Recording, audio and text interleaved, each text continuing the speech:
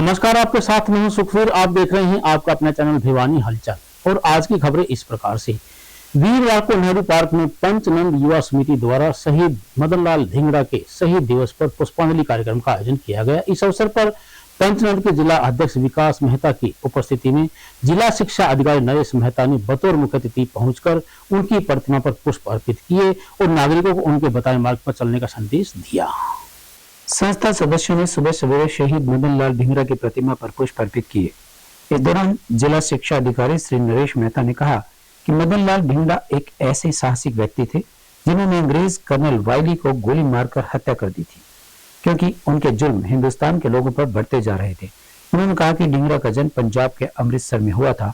उनके पिता डॉक्टर थे और उनके संबंध अंग्रेजी सरकार से थे, लेकिन मदन लाल को यह पसंद नहीं था। उन्होंने इसका विरोध भी किया और मदन लाल ने कर्जन वाइली की हत्या कर दी। इस मौके पर शहीद मदन लाल धिंगड़ा की प्रतिमा के समक्ष दीप प्रज्वलित कर उन्हें पुष्प अर्पित भी किए गए। हमारे शहीदों को नमन का प्रोग्राम था। ये हमारे वीर शहीद जो है मदन लाल धिंगड़ा ने, जो 1919 में जलियांवाला कांड हुआ, जनरल सैंडर्स का बदला लेने के लिए जो है उन्होंने इंग्लैंड में जाकर जो है उनको गोली मारी। और ये हमारे लिए गर्व की बात है कि हमारी आज़ादी के लिए उन्होंने बड़ा योगदान दिया। और आज जो है पूरा समाज जो है उनको जो है श्रद्धांजलि देने के लिए एकत्रित हुआ है, उनको याद करने के लिए एकत्रित हुआ है और बहुत ही अच्छी बात है ये। सर, कई बार जो शिक्षा विभाग से संबंधित क्या कहते हैं, क्या होना चाहिए इस बार? देखिए, जितने भी शहीद हैं उन शहीदों का हालांकि इतिहास के अंदर वर्णन है उनका, लेकिन अगर इनको अलग से एक किसी भी जो है शनिवार के दिन जो है, खास तौर से जैसे हम 15 अगस्त या 26 जनवरी या किसी भी और भी हमारे राष्ट्रीय पर्व मनाते हैं, उनमें इन शहीदों को जरूर नमन किया जाए, ताकि बच्चों को उनके बारे में, उनकी वीरता के बारे में, उनके द्वारा किए गए कार्यों के बारे में उनको पता चले। इस खुली हवा में सांस ले रहे हैं तो इन शहीदों की बदौलत है। और ये तो एक इंडियन रेवोल्यूशनरी डिग्निटी थी जिसने अंग्रेज़ों का 1800 ईस्वी में मुकाबला किया। तो जो शुरुआत की जो क्रांति थी वो मदन लाल धिंगड़ा से जी से स्टार्ट हुई थी। इन्होंने ब्रिटिशर्स को उनका वध कर दिया, जो कि एक अत्याचार कर रहे थे और समाज में काफ़ी कुरीतियाँ फैला रहे थे और समाज के खिलाफ, और विशेषकर हिंदू समाज के खिलाफ उनकी एक नफरत की भावना थी।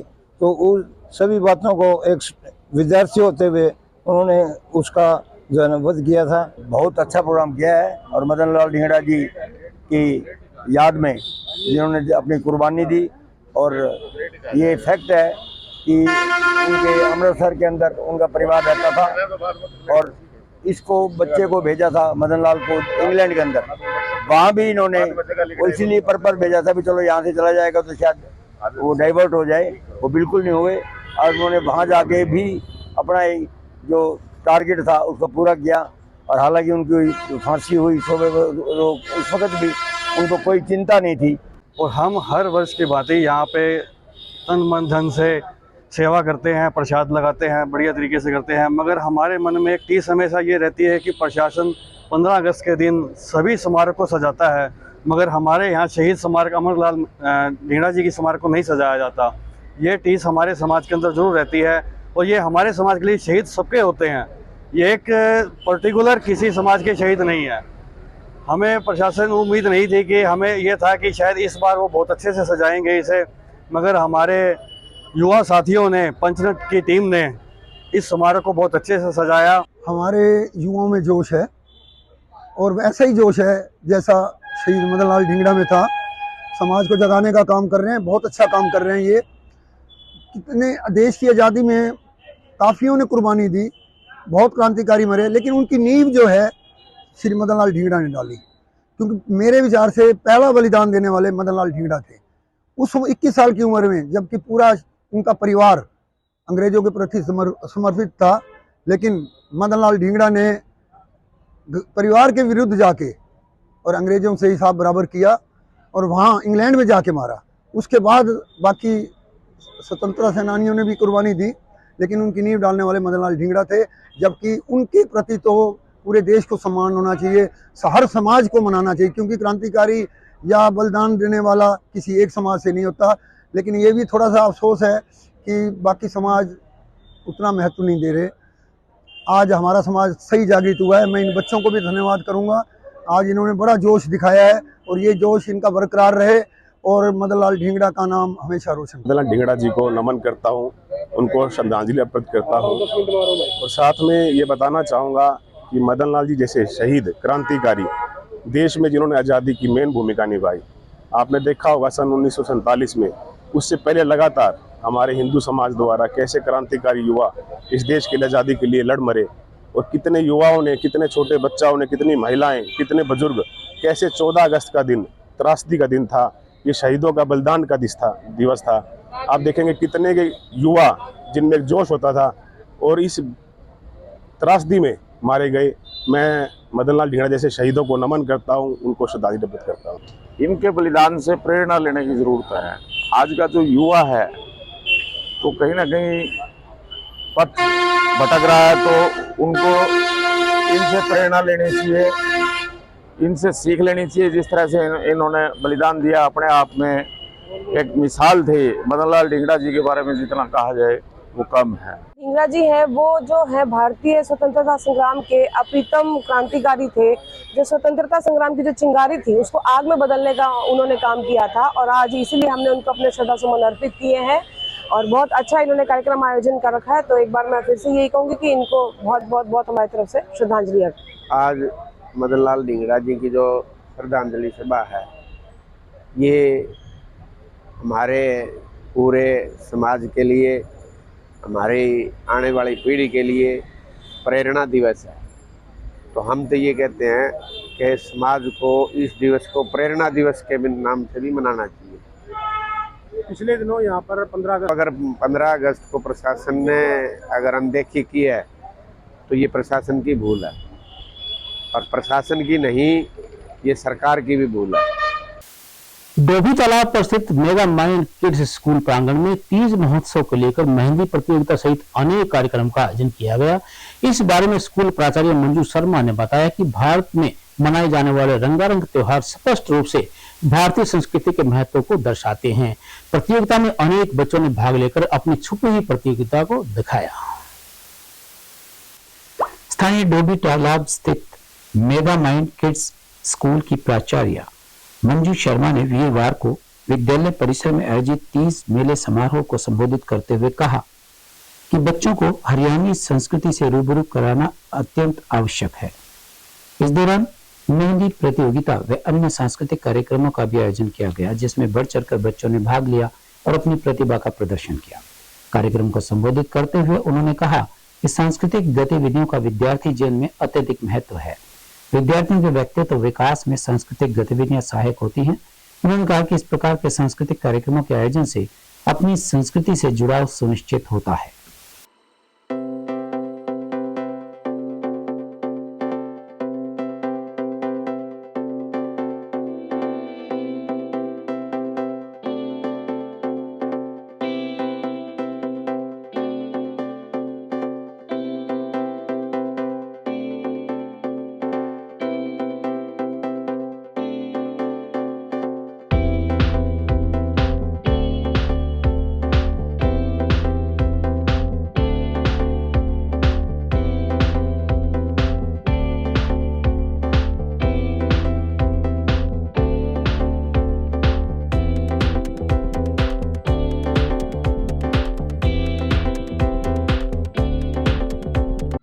मैं Manju Sharma mega mind school की प्रिंसिपल होने के नाते आपको बताना चाहती हूँ कि हमने हमारे स्कूल में एक तीज मेले का आयोजन किया है और ये एक खास पर्व है।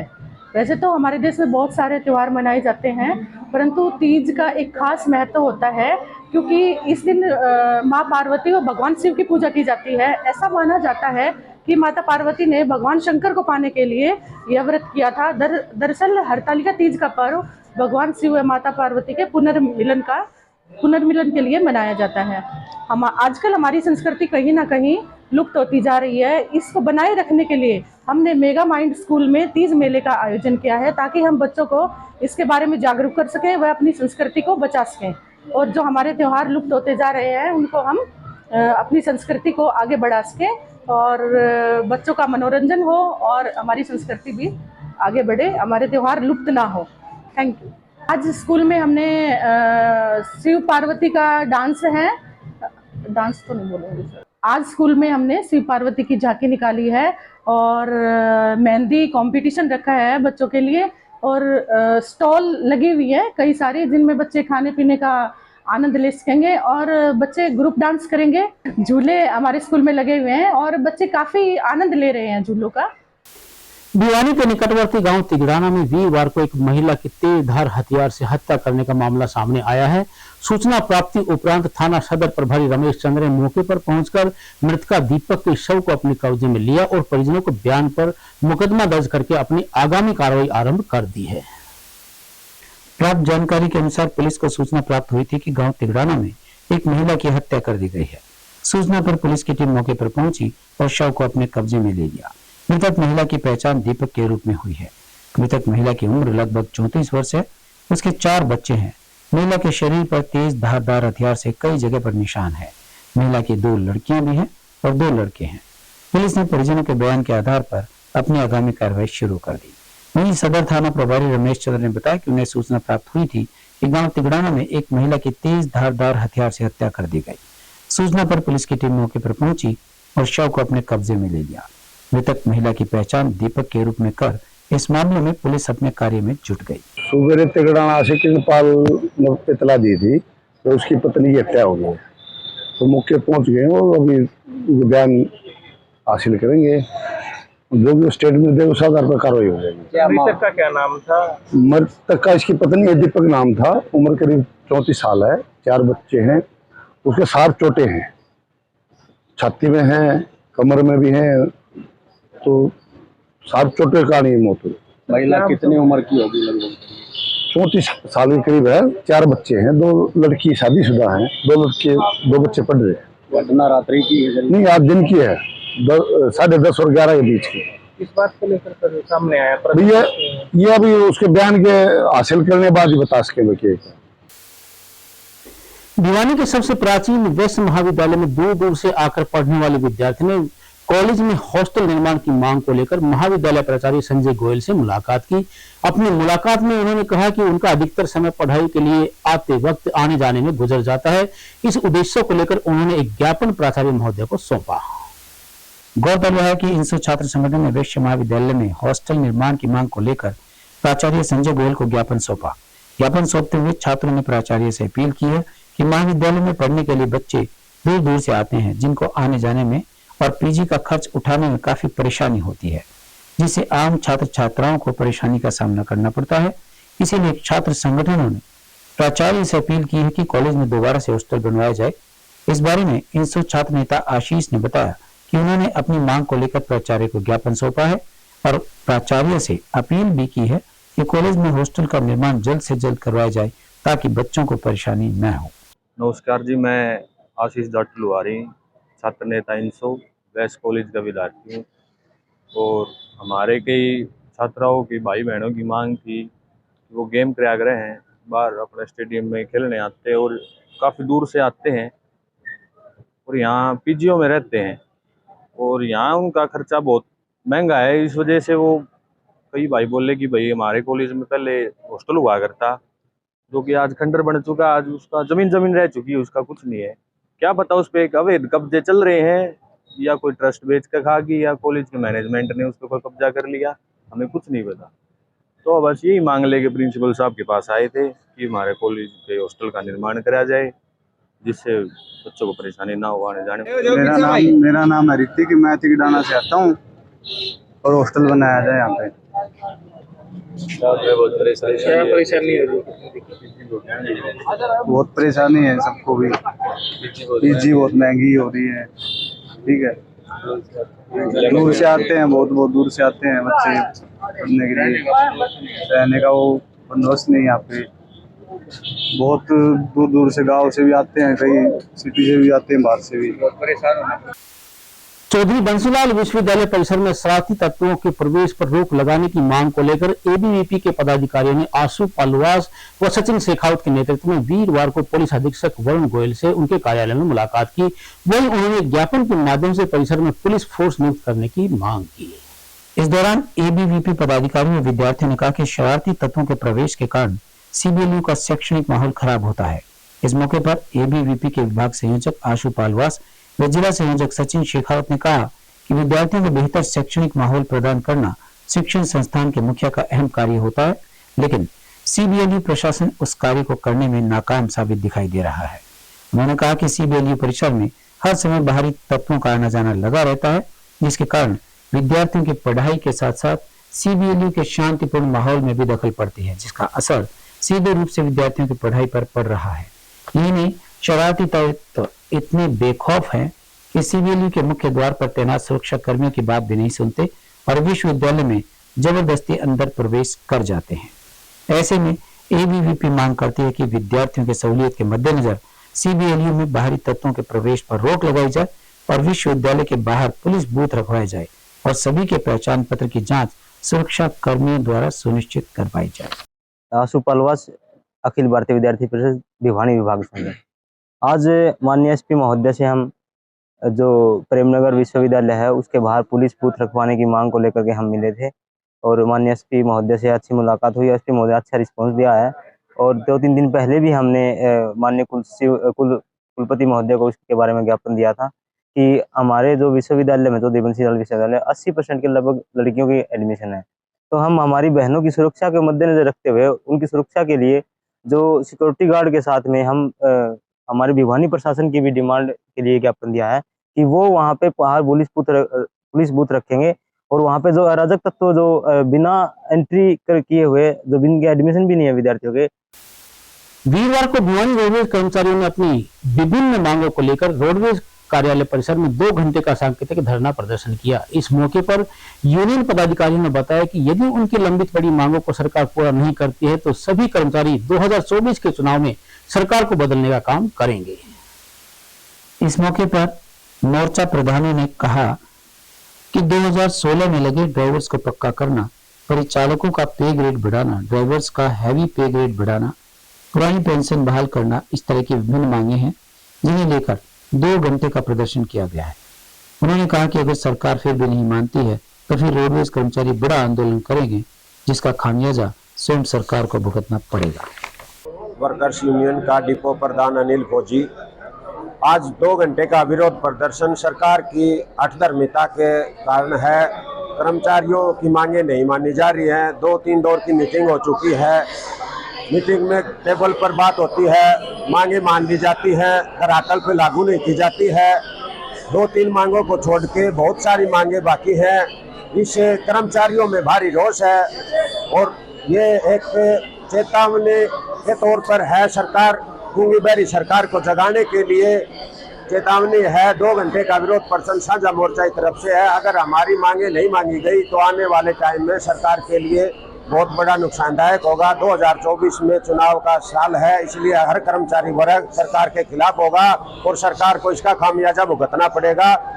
सरकार की तरफ से हमारी कोई मांगे नहीं मांगी गई तो आंदोलन जोर पकड़ेगा। जो भी शीर्ष नेतृत्व से हमारे को उधर से कार्य करने को हम उसमें बढ़ चढ़ के भाग लेंगे। कर्मचारी महासंघ आज गए 2 घंटे का प्रदर्शन हमने सरकार के खिलाफ किया है। सरकार के साथ बार मीटिंग होने के बाद भी सरकार किसी मांग को नहीं मान रही। हमारी बहुत मांगे हैं, जिसमें पे ग्रेड है, कनेक्टर का पे ग्रेड बढ़ाना, पुरानी पेंशन बहाली और बहुत सारी मांगे हैं।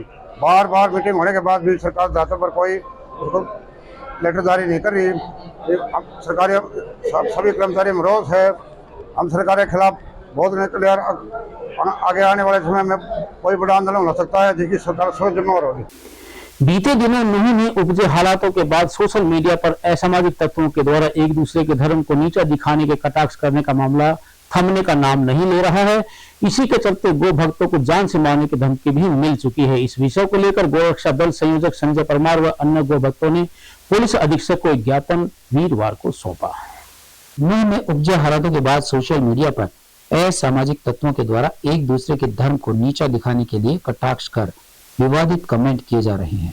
इसी बीच भिवानी से गोरक्षा दल के संयोजक संजय परमार व गौ भक्त कालू कुडिल को धमकी भी मिली है। इसी मामले को लेकर गुरुवार को वो एसपी कार्यालय पहुंचे और कार्यवाही के बारे में ज्ञापन सौंपा। इस दौरान उन्होंने बताया कि 9 दंगों के बाद सोशल मीडिया पर गौ भक्तों के साथ विवाद चल रहा है और विभिन्न विवादित पोस्ट और कमेंट भी किए जा रहे हैं, जिसे लेकर उन्होंने पुलिस अधीक्षक को एक ज्ञापन भी सौंपा है। मेरा नाम कालू कुडल है और मैं सोशल मीडिया के ऊपर एक्टिव हूँ। एक हिंदू और मुस्लिम इस मामले के ऊपर मैंने कुछ अपने विचार रखे थे। उसके बाद एक नवीन नारू लड़के ने मेरे को जान से मारने की धमकी दी है 3 दिन के अंदर और गोली से मार दूंगा भाई। उसके बाद मैं एसपी साहब को ज्ञापन देने आया हूँ, एप्लीकेशन देना है, उसके ऊपर कार्रवाई की जाए। ये 14 तारीख की जी और वो पर्सनली अपने आप को बदमाश बता के उसने ये किया है, धमकी दी है सोशल मीडिया पे। वो हासी का बता रहा है जी। आजकल मेवात दंगे के ऊपर है ना, कुछ हमारे गौ भक्त संगठनों के और अन्य संगठनों का कुछ कंट्रोवर्सी चली हुई है। उस विषय में एक कमेंट किया गया था हमारे भाई कालू कुडल के द्वारा और हम भी उसमें जितने भी गौ भक्त थे उसमें शामिल थे। तो उस धमकी को लेकर हर्ष शिकारा का भांजा बताते हैं कि नवीन नारू हांसी से है कोई, उसने परसों एक पोस्ट डाली है कि भाई अगर मैं हर्ष के प्रति किसी ने भी कोई पोस्ट डाली तो उसको 3 दिन के अंदर अंदर गोली मार दी जाएगी। और उसमें स्पेशल कालू कुडल का, दीपक चौहान सफीदों का और आचार्य आज़ाद के बारे में काफ़ी अपशब्द कहे गए हैं और इनडायरेक्टली रूप से मेरे को भी कुछ कहा गया है उसमें। तो उस विषय में आज हम सारे गौ भक्त इकट्ठे हुए हैं भाई कालू कुडल के साथ। भाई ऐसे जो असामाजिक तत्व है इनके विरुद्ध कार्रवाई की जाए और इनके खिलाफ सख्त से सख्त कार्रवाई की जाए। हम एसपी साहब से मिलने आए हैं और मांग करते हैं कि ऐसे असामाजिक तत्वों को रोका जाए ताकि ये सामाजिक सौहार्द ना बिगड़े। लघु सचिवालय के सामने अपनी विभिन्न मांगों को लेकर आशा वर्कर्स के द्वारा किए जा रहे धरने प्रदर्शन को 9 दिन पूरे हो चुके हैं। 26,000 रुपए वेतन की मांग को लेकर चल रहे अनिश्चितकालीन धरने की समय सीमा अब 21 अगस्त तक बढ़ा दी गई है। यह कहना है यूनियन सचिव शकुंतला शर्मा व आशा वर्कर्स का। इस मौके पर आशा वर्कर्स जिला प्रधानों ने कहा कि उन्हें लगभग 9 दिन हो चुके हैं तथा सरकार 15 अगस्त की तैयारियों में शामिल थी, इसीलिए उनकी मांगों पर ध्यान नहीं दिया गया। इसीलिए उन्होंने 21 अगस्त तक धरने को तिथि को बढ़ा दिया है। उन्होंने सरकार से कहा है कि उनका 26,000 रुपए का वेतन किया जाए और यदि सरकार उनकी मांगे मानती है तो वे सरकार का स्वागत करेंगे, अन्यथा वे अनिश्चितकालीन धरने पर चली जाएंगी और 24 के चुनाव में सरकार गिराने की बात भी उनके द्वारा कही गई। सरकार ने अभी तक तो कोई पहल की नहीं है बात करने की और आगे देखते हैं। उन्होंने एक बार तो ये कहा था कि भी 15 अगस्त का प्रोग्राम चल रहा है, इसके बाद आपकी कुछ सुनवाई करेंगे, देखते हैं आगे क्या होगा। लेकिन जब ये हमारी 17 अगस्त तक थी ना हड़ताल हमारी, अब ये 21 तक हमने आगे कर दी है और सरकार की देखते हैं उठक बैठक क्या रहती है और हमारी जो डेलीगेशन के साथ मीटिंग होएगी उसके अनुसार आगे की और रणनीति बनाएंगे। हम आगे आने वाले टाइम में हमें कोई कसर नहीं छोड़ेंगे। आगे आने वाले टाइम में हड़ताल को और लंबा करके लेके जाएंगे। चुनाव का टाइम आगे आने वाले टाइम में सरकार को देख रहा है कि सरकार हमें क्या करके देती है। मेरा नाम शकुंतला है, मैं PHC बड़वा से हूँ। तो हमारी सरकार से यही मांग है कि हम हमारे जो वेतन है 4,000 में हम खुश नहीं हैं, इसलिए हम अपना वेतन बढ़ाना चाह रहे हैं। कि हम सरकार से 26,000 की मांग कर रहे हैं तो न्यूनतम वेतन 26,000 लागू करे सरकार। अगर सरकार हमारी मांग मानती है तो हम अपने धरने को विराम दे देंगे। अगर सरकार हमारी मांग नहीं मानी तो अनिश्चितकालीन धरना भी हम जा सकते हैं, लंबी हड़ताल भी हम कर सकते हैं। इसलिए हमारे सरकार से यही अनुरोध है कि जल्दी से जल्दी हमारी मांग माने। वीरवार को एक पुलिस कर्मचारी संजय ने महिला के गुम हुए पर्स प्राप्त करते ही वापस लौटाकर ईमानदारी का परिचय दिया है। गौरतलब है कि एक महिला जब लघु सचिवालय में मनरेगा स्कीम के तहत कार्य हेतु पहुंची तो वह भूलवश अपना पर्स रुपये से भरा व जरूरी कागजात से भरा भूल गई चाय की दुकान पर, जिसे प्राप्त करते ही संजय नामक युवक ने उसे लौटा दिया। मेरा नाम पूजा है, मैं यहाँ नरेगा ऑफिस में आई थी और मेरा यहाँ पे पर्स भूल गई थी। फिर मैं यहाँ पे छोड़ के, मेरे को याद नहीं रहा, लेकिन संजय कुमार ने मेरे को वापस मेरा पर्स दे दिया और इसमें सारा सामान मेरे पास है। मैं यहाँ से जा रहा था जी, यहाँ से एक ये पर्स रखा था, ये चाय वाले ने बताया जी ये पर्स रखा है यहाँ। इस पर्स को मैंने चेक कराया तो इसमें इसका आधार कार्ड था, उस आधार कार्ड पे फ़ोन नंबर था। मैंने इनके पास फ़ोन किया, इन्होंने बताया कि हम डांगर के हैं और हांसी गेट पर पहुँच गए। तो मैंने इनको वापस बुला के इनका पर्स दे दिया और इस पर्स में जो कुछ इनकी पैसे चीज़ जो भी थी वो सब इन्होंने चेक कर लिया और इनको दे दिया। आज की खबर में बस इतना ही। अब मुझे दीजिए इजाजत। देखते रहिए आपका अपना चैनल भिवानी हलचल।